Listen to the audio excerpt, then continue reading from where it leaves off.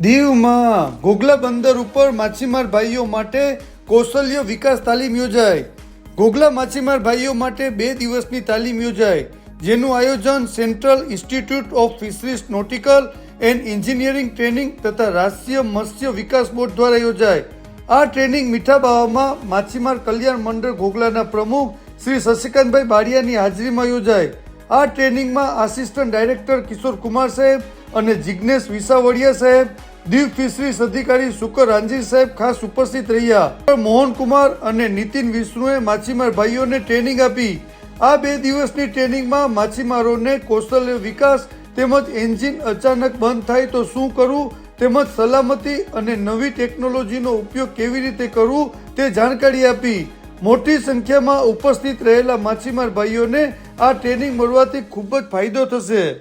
અહીંયા આપણે આ જે કાર્યક્રમ છે મેં તમને આગળ હમણાં વાત કરી પ્રમાણે આ કાર્યક્રમ આપણે શુકર સાહેબની સાથે વાત થઈ એટલે શુકર સાહેબ આમ તો કાર્યક્રમ આપણે વણાકબારામાં કરવાના હતા, પણ આપણે અહીંયા સાહેબ સાહેબ ઓબીવાળા વધારે ઘોઘલામાં છે તો એને તમે લાભ આપો એટલે ડિપાર્ટમેન્ટ ઓફ ફિશરીઝના આપણા આસિસ્ટન્ટ સુપ્રિન્ટેન્ડન્ટ ફિશરીઝ શુકર સાહેબ આપણી વચ્ચે ઉપસ્થિત થયા છે।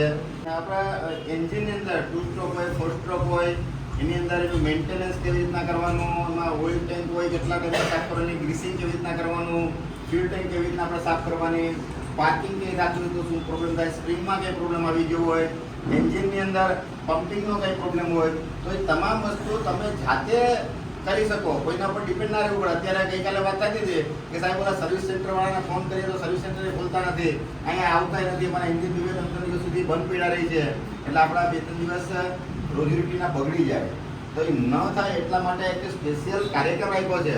વિષય તો ઘણા બધા હતા, સી સેફ્ટીનો વિષય હતો, ટ્રબલ શૂટિંગનો વિષય હતો, ક્વોલિટી મેનેજમેન્ટનો વિષય હતો, હુક એન્ડ લાઇન ફિટિંગનો વિષય હતા, પરંતુ એની અંદરથી સાહેબની સૂચના પ્રમાણે આપણે ટ્રબલ શૂટિંગ એન્જિન ઓબીએમ એન્જિન એ વિષય ઉપર આપણે ટ્રેનિંગ તમને આપવાનું અહીંયા નક્કી કરવામાં આવ્યું છે। તો કાર્યક્રમ માટે શુકર સાહેબે જે શશિકાંતભાઈને કીધું, શશિકાંતભાઈ પણ પૂરો સાથ સહકાર આપીને બંને દિવસ 50-50 અલગ અલગ ટ્રેનિંગ લોકોને બોલાવીને તે કાર્યક્રમ સફળ બનાવવા માટે જે મહેનત કરી છે એના માટે આપણે એમનો ખૂબ ખૂબ ધન્યવાદ કરું છું। અને અમારા સિપનેટના બંને સાહેબો મોહનકુમાર સાહેબ અને નીતિન સાહેબ છેલ્લા 10 દિવસથી ગુજરાતમાં છે। સોચો તમે 5 દિવસ એ લોકોએ માંગરોળમાં કાઢ્યા, વચ્ચે શનિ રવિ આવી ગયા, પછી સોમ મંગળથી અહીંયા 2 દિવસથી અહીંયા છે। તો એ બંને સાહેબ લોકો કેરલાથી આવ્યા છે, એના માટે પણ આપણે એક ખૂબ ખૂબ ધન્યવાદ કરીશું, બરાબર। તો આ લોકોની આટલી મહેનત છે અને એ મહેનત એને સિપનેટથી અહીંયા કેરલાથી અહીંયા લેવાનો આપણો મુખ્ય ઉદ્દેશ કે આપણા બીજા 6 દિવસ બચી જાય। શશિકાંતભાઈ, તમારા 6 દિવસ બચી જાય એટલા માટે સાહેબ લોકો અહીંયા આવ્યા છે। તો આ તકે આપણા સિપનેટના બંને ઓફિસરો અને સિપનેટના ડાયરેક્ટર સાહેબનો પણ અહીંયાથી જ આપણે ધન્યવાદ કરીએ, તાળી એટલી પાડીએ કે છેલ્લા પૂછી જવી જોઈએ કે ભાઈ સાહેબ તમે આવ્યા બહુ સારું કર્યું। તો વિશેષ સમયની સાથે ચાલવા માટે આપણે હું શુકર સાહેબ વિનંતી કરીશ કે તેઓ પણ આપણને ટૂંકું માર્ગદર્શન આ કાર્યક્રમને અનુલક્ષીને આપશે। શુકર સાહેબ દ્વારામાં આપની વચ્ચે જિજ્ઞેશ સાહેબ સિપનેટના કોર્ડિનેટર છે અને એમપીડીના અંદરમાં કામ કરી રહ્યા છે, તેમજ સીઆરપીના ઓફિસર્સ અહીંયા આપની વચ્ચે ઉપસ્થિત રહ્યા છે।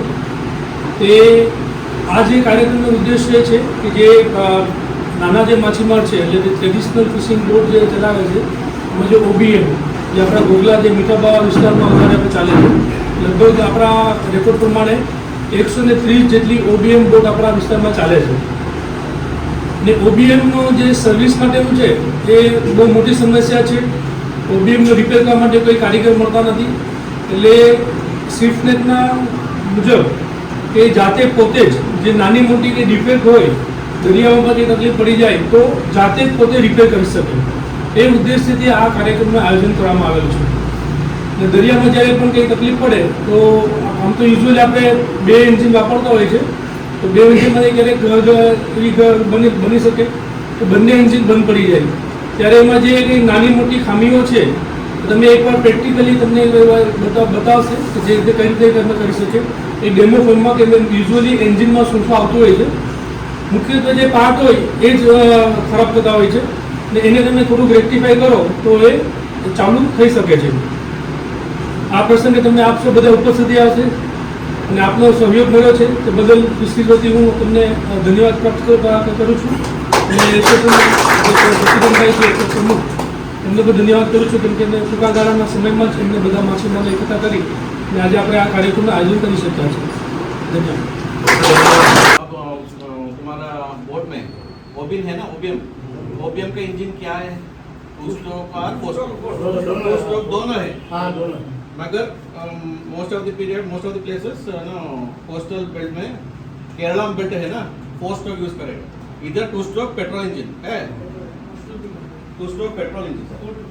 टू स्ट्रोक मीन्स एक पिस्टन है, पार्ट्स है, उसका नाम क्या है? Two stroke. और उसका पार्ट्स का नाम एक है पिस्टन. पिस्टन ऐसे चालू करेगा.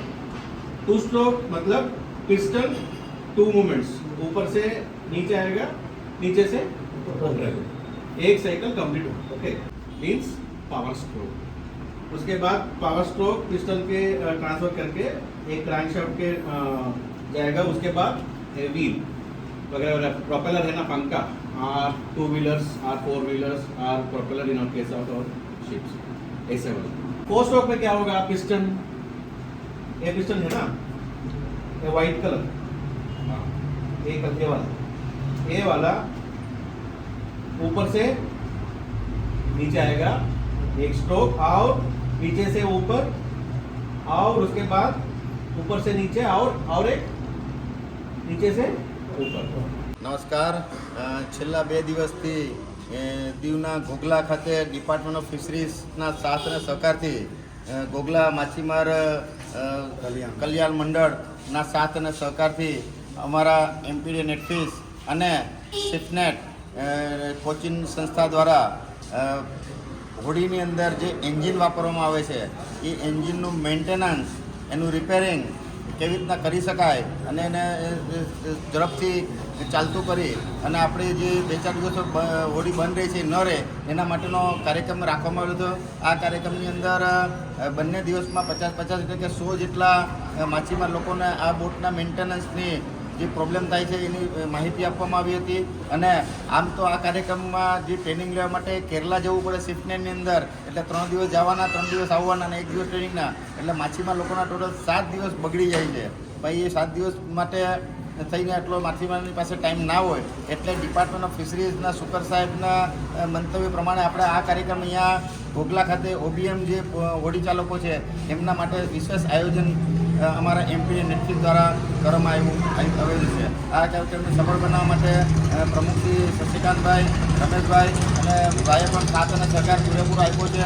માછીમાર લોકોએ પણ ઉત્સાહથી આ કાર્યક્રમનો ભાગ લીધો છે અને એ લોકોએ પણ એવું કીધું છે કે આ કાર્યક્રમથી અમને ઘણો બધો ફાયદો થયો છે. નાના મોટા પ્રોબ્લેમ માટે થઈને અમારે ઘણીવાર 2-3 દિવસ સર્વિસમેનોની રાહ જોવી પડતી હતી અને સર્વિસમેનો આવે પછી જ અમારી હોડીનું એન્જિન ચાલુ થતું હતું. તો આ તકે એ લોકોએ પણ અમારા એમપી નેટફિશ ડિપાર્ટમેન્ટનો પણ ખૂબ ખૂબ આભાર માન્યો છે.